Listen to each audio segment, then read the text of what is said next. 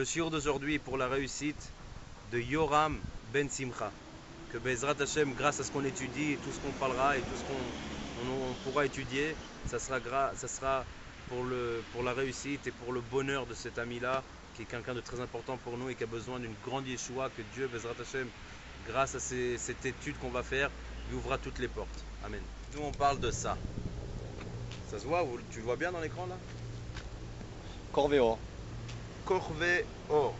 La Hotza, Aesh Sheli Tukat, Keren Rabbi Israël Dovodesser. Ça veut dire que c'est vrai. Ce qui est marqué dedans, personne n'a touché. Corvéor, ça veut dire Kochav, c'est une étoile. Corvé, c'est des étoiles. Or, c'est la lumière. Les étoiles de lumière. Ce livre-là, c'est un livre qui a été écrit par un élève de Rabbi Nachman qui s'appelle Rabbi Avraham, pas Rabbi Nachman. Rabbi Avraham, fils de Rabbi Nachman, mais pas Rabbi Nachman de Breslev. C'est Rabbi Nachman de Tulchin.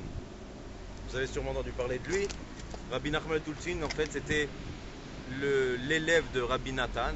Alors on va parler un peu d'histoire parce que c'est exactement ce qu'il a voulu faire avec ce livre-là. Le premier, il y avait Rabbi Nachman que tout le monde connaît, Rabbi Nachman de Breslev.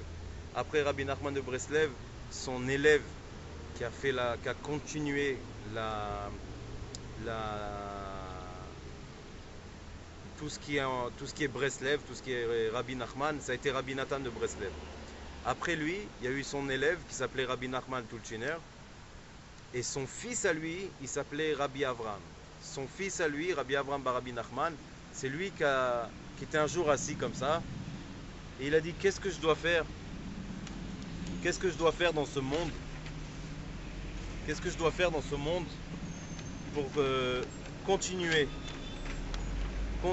Breslev? Parce que vous savez, toutes les chassidouyot, tout ce qui est chassidout, il y a un rebbe, ce qui s'appelle chez nous un admor. C'est le rav qui continue le chemin de son père ou le chemin de comment on explique ça en français, le chemin de la continuité voilà, du maître, de la pensée, de la façon de comment travailler Dieu éternel.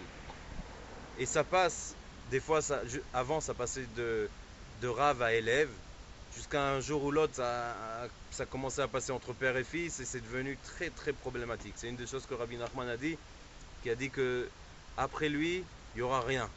Il n'y aura personne qui s'assiera sur sa chaise. Ça veut dire qu'il n'y aura personne qui mettra, en français, si je ne me trompe pas, on peut le traduire, personne ne pourra mettre sa couronne. Faut dire ça, non? Maintenant, alors l'élève de Rabbi Nachman, Rabbi Nathan, il était arrivé dans un stage où il a dit, bon, on n'a plus de rav, on n'a plus de rabbin. C'est-à-dire on n'a plus de rébé, pas de rabbin. Quand on a une question dans la halakha, quand on a une question où on ne sait pas si on a le droit de manger quelque chose qui a été cuisiné avec de la viande et un morceau de lait qui est tombé dedans, on appelle un rave, on lui demande. Mais on n'a pas de rébé, on n'a pas de comment on dit manig, on n'a pas de manig.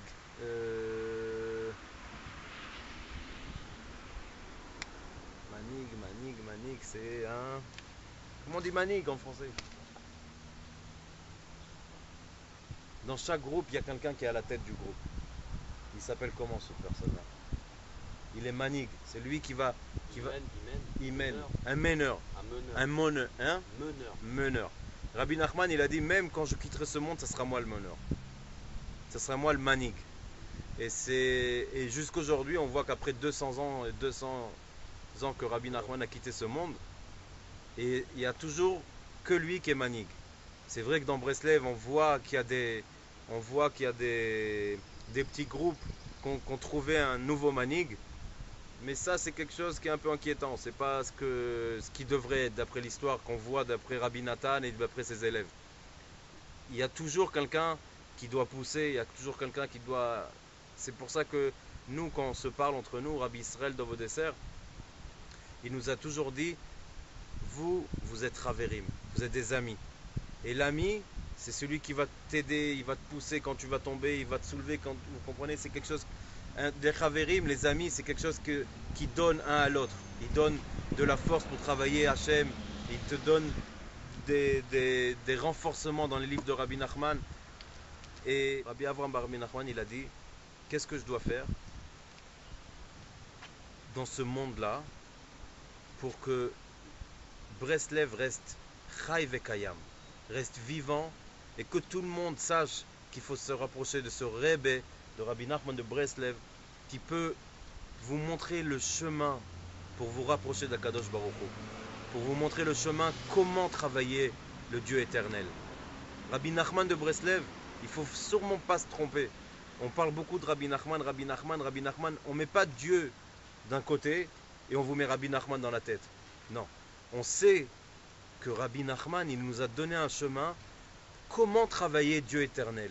Tout ce qu'on fait par le chemin de Rabbi Nachman, c'est comment rentrer dans le cerveau, dans le cœur, dans le corps même, comment faire que tout ça travaille le Dieu éternel. C'est parce que c'est la raison qu'on est venu dans ce monde, c'est pour travailler Dieu l'éternel. Et Rabbi Nachman, aujourd'hui on voit qu'en 2011, il nous prouve que c'est lui qui a la clé de ce chemin-là. C'est lui qui a la clé pour approcher tous les jeunes, tous les vieux, chaque femme, chaque jeune. Et il le met chacun sur une route que Rabbi Nachman a déjà écrit, et que grâce à cette route-là, on arrivera à travailler le Dieu éternel. Et Rabbi Avraham bar Rabbi Nachman, il a dit, comment je vais faire pour que Breslev reste, pour que Breslev soit fort. Et puis là, il a décidé d'écrire ce livre-là, Korveor. Ce livre-là, il est divisé en 4 morceaux. Il est divisé en 4 morceaux. Le premier morceau, ça s'appelle Anshe Moharan. Voilà, Anshe Moharan.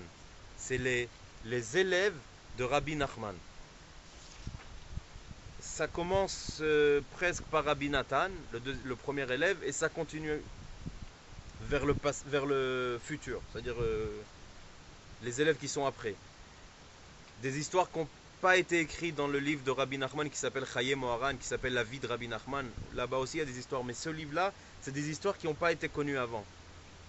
Et Rabbi Avraham, fils de Rabbi Nachman, il a dit, une des choses qui est très importante pour que Breslev reste fort et vivant, c'est que d'abord on sache qui sont ses élèves. Qui sont, si on sait que Rabbi Nachman c'est un arbre, qui sont ses branches, qui sont ses fruits. Parce que quand on connaît quelque chose de bon, un bon fruit, ou on voit un arbre qui est beau, et c'est clair que ça donne envie de le regarder, ça donne envie qu'on soit dans cet arbre, qu'on soit même nous, qu'on puisse être un morceau de cet arbre. Et c'est ce qu'il a fait là, Rabbi Avraham bar Rabbi Nachman. Le deuxième Chelek, le deuxième morceau où il a été divisé, ça s'appelle Emet ve'emuna. Voilà, Emet ve'emuna, c'est la vérité et la croyance. Emet ve'emuna, il a dit Rabbi Avraham bar Rabbi Nachman, sans la Emet, sans la vérité, on ne peut pas avoir d'Emouna. Et sans Emouna, on ne peut pas avoir de vérité. C'est deux choses qui sont un. Et Rabbi Nachman de Breslev, avant de quitter ce monde, une des choses où il a voulu nous renforcer, c'est dans la Emouna et dans la Emet. D'être vrai et d'être chazak dans la Emouna. Et là, il y a un paragraphe entier que sur la Emet et la Emouna. La troisième chose, le troisième paragraphe, c'est Chochma ou Bina, la sagesse et l'intelligence. Ça, c'est un paragraphe qui est très très intéressant. C'est un paragraphe, c'est la grandeur de Rabbi Nachman de Breslev. C'est un paragraphe rien que sur Rabbi Nachman, sur son nom. Qu'est-ce que son nom ici vous savez, il y a un truc qui s'appelle en hébreu géomatria. Géomatria, ça veut dire que chaque lettre est égale à un chiffre. Et là, Rabbi Avraham bar Rabbi Nachman, il a fait un travail énorme de qu'est-ce qui est le nom de Rabbi Nachman de Breslev. Un travail qui est très très très profond mais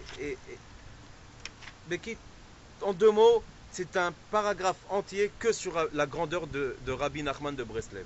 Et le quatrième paragraphe, qui est le dernier, c'est ce qui s'appelle Sasson Vesimcha, la joie. Là, Rabbi Avraham bar Rabbi Nachman, il a écrit des tfilot, il a écrit des prières pour la joie. Tout le monde sait que Breslev, ils sont toujours dans la joie. Il ne faut pas croire que c'est du cinéma. On n'est pas en train, c'est-à-dire les chassidés Breslev, c'est pas des acteurs d'Hollywood. Ce que vous êtes en train de passer dans ce monde, on est en train de passer 10 fois plus pire que vous. Parce qu'une des brachas que Rabbi Nachman, une des bénédictions que Rabbi Nachman il nous a emmené d'Eretz Israël, quand il est revenu d'Eretz Israël, il a dit, je vous ai ramené à mes élèves 3 brachot. Et une des brachot, c'était la haniout. La haniout, c'est la pauvreté. Ça veut dire qu'aujourd'hui, tout le monde sait que la roue qui fait tourner le moulin, c'est l'argent. Et nous, quand on rentre dans ce monde-là, Rabbi Nachman il nous a dit la bracha, la bénédiction que je vais vous donner, c'est que vous ne serez pas riches, vous serez tous pauvres. Maintenant, c'est quelque chose de magnifique. Je sais que c'est dur à le comprendre parce qu'on ne parle pas de la même comment on dit en français, pauvreté. On ne parle pas de la pauvreté. C'est pas maintenant que c'est pas que j'ai un magasin ou une usine dans le sentier et j'ai des travailleurs et je fais faillite et je deviens. Non, c'est pas ça. Chaque Shabbat, c'est la galère. Pour réussir à acheter un morceau de viande ou un morceau de poulet ou un morceau de poisson. Chaque mois, c'est la galère pour finir le mois et pour réussir à payer l'appartement et l'électricité. Mais Rabbi Nachman, il nous a donné un cadeau. Ce cadeau, c'est que c'est des trucs qu'on arrive à passer. Ça veut dire que il nous a enlevé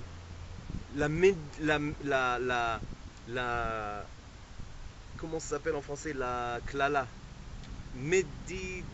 malédiction d'être riche.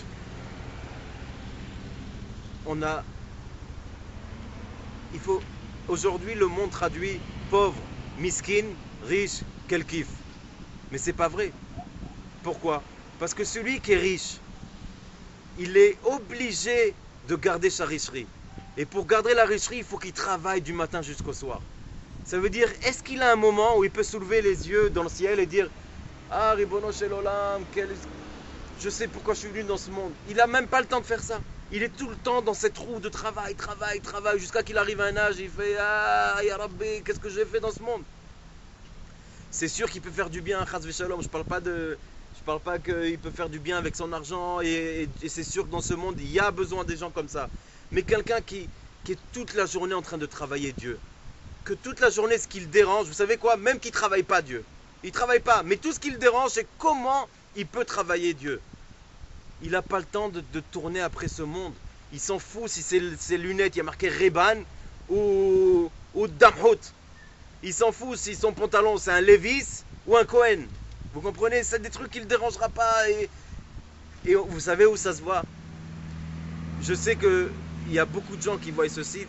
C'est des gens normaux, qui vivent la vie normale. Et vous avez des amis qui ont fait tchouva. Et vous avez des amis qui sont devenus de Breslev. Et des fois, vous les regardez et vous dites c'est un peu bizarre comment il est devenu machin. Je te rappelle comment il était classe, il était toujours habillé en costard, il roulait en Mercedes. Regarde aujourd'hui comment il est miskin, il a des pantalons courts, il a des titres bizarres. Mesdames et messieurs, c'est ça la richerie. On n'a pas le temps de courir pour que le monde regarde comme on est beau. On n'a pas le temps de vérifier est-ce que les voisins pensent que je suis correct envers les voisins ou est-ce que on n'a pas le temps. On doit travailler Dieu l'Éternel dans la joie. Et Rabbi Nachman, quand il nous a dit être en Besimcha, d'être en joie, c'est pas. Maintenant vous dites ouais les Breslev ils sont dans la. Mesdames et messieurs, je vous dis tout ça maintenant pour vous dire qu'on passe des galères. C'est pas facile. On est venu d'un monde très dur. C'est vrai que quelqu'un qui naît dans Breslev, c'est plus facile pour lui. Il n'a jamais connu ni comment ça s'appelle, ni Jean Lépin, ni le kiff à Natania le mois d'août. Il connaît pas tout ça. Il s'est passé quoi une boîte de nuit. Il s'est même passé quoi une Rolex. Alors c'est clair que dans sa tête, c'est plus facile pour lui de s'approcher d'Hachem. Mais nous, Même si on veut devenir tzadikim, vous comprenez, on veut être saint, on veut être propre devant Dieu. Ça nous dérange tout ça. Vous croyez que des fois, je vais voir mon pote à moi du passé et je vais le voir tout classe comme ça avec un costard Versace et tout ça, avec la Rolex. Il y a un endroit dans le cœur qui me dit putain, mon cher, regarde, et toi aussi t'aurais pu. Mais ça, c'est un endroit qui n'est pas vrai. C'est ce qui s'appelle la mensonge. Que le monde, il aimerait que je tombe dans ça. Que le monde, que le mal du monde, le Yetzer Hara, ce qui s'appelle en hébreu, il te demande seulement une chose. Il te dit, laisse tomber tout ce qui a un rapport avec Hachem et je te donne tout ce que tu veux. Je te donnerai un monde entier. Je te ferai tout le monde tout neuf. Seulement une chose. Ne travaille pas le Dieu éternel. Maintenant, tout ça, je vous le dis, je vous raconte pour vous dire que il ne faut pas croire que la joie qu'on a, c'est quelque chose qui vient automatiquement ou une sorte de film Hollywood Terminator de la joie 4. C'est quelque chose qui est dur. C'est quelque chose qu'on travaille pour l'avoir, cette joie. Et là, il a écrit un pérec entier que de tfilotes, où on demande à Hachem, donne-nous la joie, donne-nous la possibilité de traverser ce monde dans la joie, donne-nous la possibilité de ne pas croire au mensonge du monde. Parce que quelqu'un qui a de la peine, c'est parce qu'il croit au mensonge du monde. Quelqu'un qui est dégoûté parce qu'il n'a pas quelque chose qu'il a envie, c'est parce qu'il ressent qu'il y a quelque chose qui n'est pas correct envers lui. Ça veut dire qu'il pense que Dieu il devrait lui donner A, et lui il a reçu B, et ça le dérange. Et là il tombe dans la peine. Rabbi Nachman de Breslev, il a dit, écoutez, Dieu il sait très bien ce que vous avez besoin. Il sait que vous avez besoin de A. Maintenant vous avez reçu A et vous avez envie de recevoir quelque chose qui est B. Rabbi Nachman il dit, écoutez, que vos pensées à vous restent dans la joie et ne tombez pas dans cette bêtise. Que votre cerveau il sait ce que vous avez besoin, il sait ce que vous voulez. Il faut être sûr, il faut croire. On a le droit de vouloir. Il faut toujours vouloir aller vers Hachem, vers le bon. Mais même dans ce chemin-là, des fois on ne comprend pas pourquoi on ne réussit pas. C'est parce que Dieu, il nous emmène dans le meilleur chemin qui peut exister. Et nous, il faut seulement qu'on croit. Et une des armes que Rabbi Nachman de Breslev nous a données, c'est la joie. Et cette joie-là, on peut gagner tout avec. Vous savez, il y a des médecins qui ont vérifié et ils ont découvert qu'un malade, dès qu'il devient joyeux, il peut se guérir tout seul. Vous savez qu'en France, c'est un des pays les plus forts au monde dans les médicaments. C'est pour ça qu'on est toujours dans la peine. Mais, c'était pour rire, hein. Mais, la joie, ça peut guérir quelqu'un qui est très malade. Je sais que vous dites, ouais, bon, ça va. C'est pas, je rigole pas, c'est quelque chose de très, très vrai. La joie peut rendre quelqu'un qui est malade, comment on dit, Barry, pas malade. Il peut être guéri, rien que par la joie.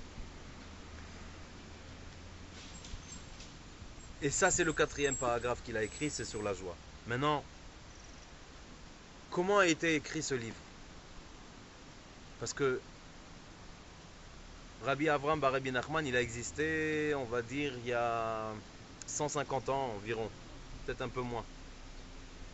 Et tout ce qu'il écrivait, son beau-frère à lui, le beau-frère de Rabbi Avraham de Rabbi Nachman, celui qui a écrit ce livre, il s'appelait Rabbi Alter mi-Teplik. Teplik, c'est la ville où il habitait, et Alter, c'est son nom. Et lui, il a écrit un livre qui s'appelle Ishtaprut HaNefesh, qu'il y a dans le site. C'est sur la Hitbodedut, qu'il faut parler avec Akadosh Baruch Hu. Et lui, il a gardé tout ce que Rabbi Avraham, son beau-frère, écrivait. C'est lui qui le gardait. Et c'est lui que des fois même, il écrivait ce que Rabbi Avraham disait. Et lui, il a gardé tout. Et où il gardait dans le toit. Dans le toit de chez lui, dans les anciennes maisons, il mettait dans le toit, il gardait là-bas tout ce qui était écrit. Et un jour, il y a les... Comment ça s'appelle en français?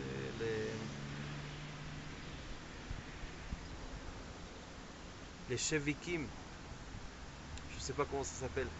C'est comme le KGB de pas longtemps. C'est les communistes. Ils étaient anti-juifs, anti-religion. Un jour, ils sont rentrés dans la maison de Rabbi Alter, Miteplik, et ils l'ont tué. Ils l'ont tiré dessus, ils l'ont tué directement. Et son fils, c'est celui qui a gardé tout ce qu'il y avait dans le toit. Et lui, il a voulu laisser personne toucher. Il a dit, écoutez, je ne sais pas exactement ce qu'il y a là-bas. Il y a des trucs que Rabbi Avram, Rabbi Nachman, il a écrit. Je ne sais pas en quel rapport il a écrit, en quelle époque, sur quoi il voulait dire. Et je veux pas que les gens touchent. Et pendant des années, personne n'est monté sur ce toit-là.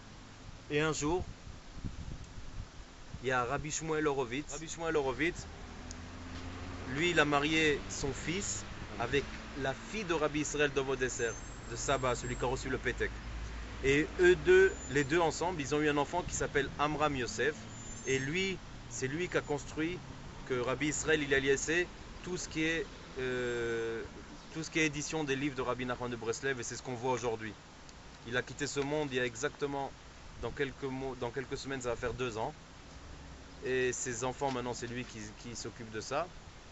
Mais bon, on va revenir sur ce qu'on est en train de parler. Et Rabbi Shmuel Horowitz, il est arrivé pour la première fois de sa vie à Ouman. Maintenant, ce voyage qu'il a fait à Ouman, c'est un voyage qui a été parlé dans Breslev de partout. Il y a des livres qui ont été écrits. Il y a un livre qui s'appelle Yemei Shmuel. Et dans ce livre-là, il y a marqué exactement comment il est arrivé à Ouman. Et les gens d'Ouman, quand ils l'ont vu, ils ont vu une lumière, une force. C'était un truc incroyable. Il est venu à Ouman quand personne ne pouvait rentrer d'un pays à l'autre. Après, il a été attrapé en prison pendant des mois, des années. Bon, une histoire que, si Dieu veut, celui qui rentrera dans le Yemei Shmuel, que je ne sais pas qui c'est qui va raconter cette histoire, mais bon, il pourra connaître l'histoire de Rabbi Shmuel Horowitz. Et lui, il était très fort dans la Hadpasa, dans les éditions des livres. Édition, dans l'édition des livres. Alors il a dit, écoutez, moi en Israël, je fais l'édition des livres, je vous en supplie, laissez-moi prendre ce qu'il y a sur le toit, je veux faire le livre. Et le fils de Rabbi Alter, il a vu que c'était quelqu'un de sérieux, il a dit, toi, je vais te laisser monter sur le toit. Il est monté sur le toit, et il a réussi à sortir ce livre Corvéor. Et ça, c'est le livre qu'on va commencer aujourd'hui. Et on a beaucoup parlé, mais c'est très important de savoir qu'est-ce qu'on étudie. Alors on va commencer par le premier paragraphe, par le premier chélek qui s'appelle Anshe Moharan, qui c'est les élèves de Rabbi Nachman. Et ça commence comme ça. Bishnat, ça commence là et on va s'arrêter là. Bishnat e alafim takam nolad Moharan Zal. En 5550, d'après comment nous on compte chez les Juifs, est né Rabbi Nathan. ולדתו והתגדלותו היה במנרוב, בבית אביו הרב הגאון הנכבד רבי נפתלי הירש, ונתגדל אצלו בתורה ובאושר ובחוכמה. Et il est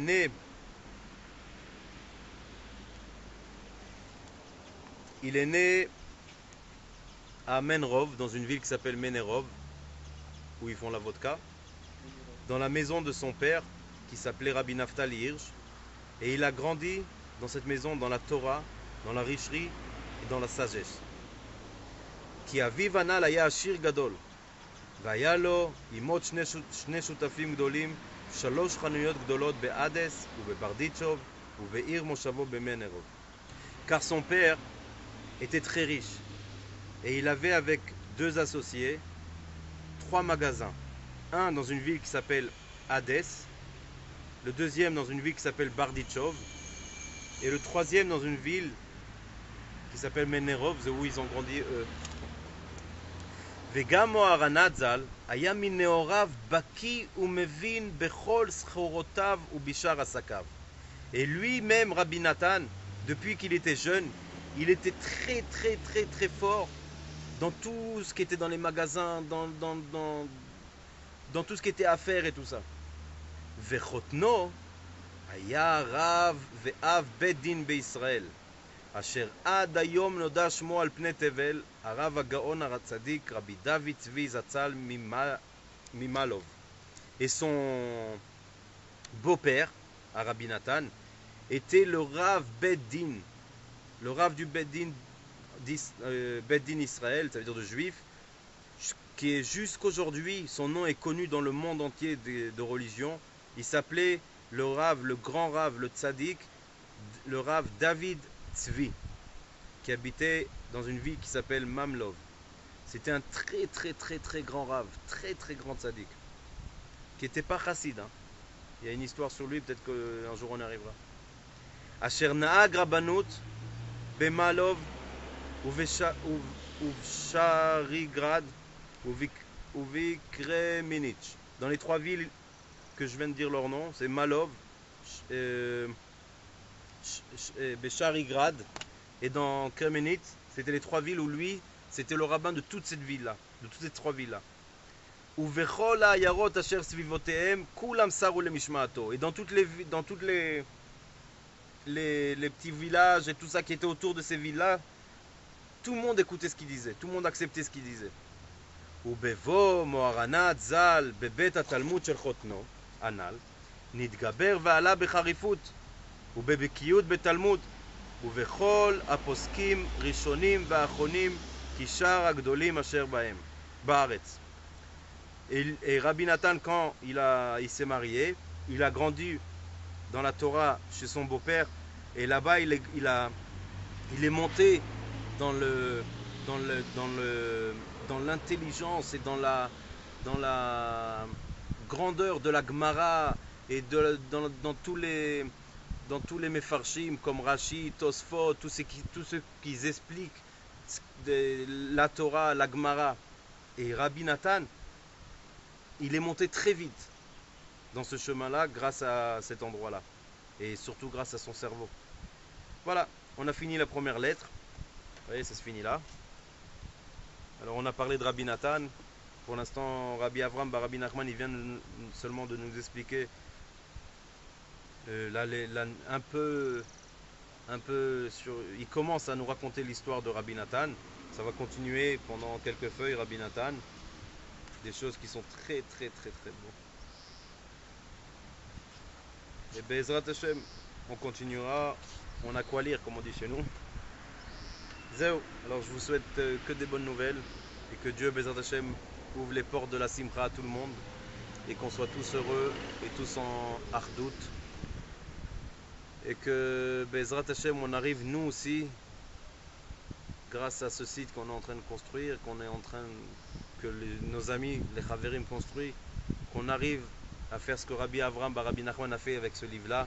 C'est qu'il voulait que Breslev reste vivant et que tout le monde sache qu'il y a un Rebbe qui s'appelle Rabbi Nachman de Breslev et qu'il faut aller chez lui pour Rosh Hashanah, sur sa tombe, lire les 10 psaumes de Tehillim qui s'appellent Tikkun HaKlali et mettre une prouta, quelques centimes dans une tzedaka pour qu'il puisse, dans le ciel, le jour de Rosh Hashanah, le jour du jugement, aller de partout où il faut dans le ciel et sauver cette neshama, sauver cette personne qui est venu jusqu'à chez lui et qui a lu les 10 psaumes de Tehillim et qui a mis la tzedaka. Et espérons que nous, Bezrat Hashem, on arrive, Bezrat Hashem aussi, de faire notre travail pour vous montrer à tout le monde et pour nous rappeler à nous aussi et pour nous rappeler entre nous que Rabbi Nachman de Breslev, il est là. Il est là dans ce monde. Il est là avec nous 24 heures sur 24. Et il nous rappelle que Hachem Itbarach, que Dieu l'Éternel est avec nous 24 heures sur 24. Et que Dieu, il ferme jamais ses oreilles envers nous. Et que Dieu, il ferme pas ses yeux envers nous. Il nous suit et il nous regarde. Et il sera toujours là pour nous aider, Bezrat Hashem. Et que Bezrat Hashem, qu'on n'entende que des bonnes nouvelles dans le peuple d'Israël, dans la joie, dans la paix. C'est où? À la prochaine.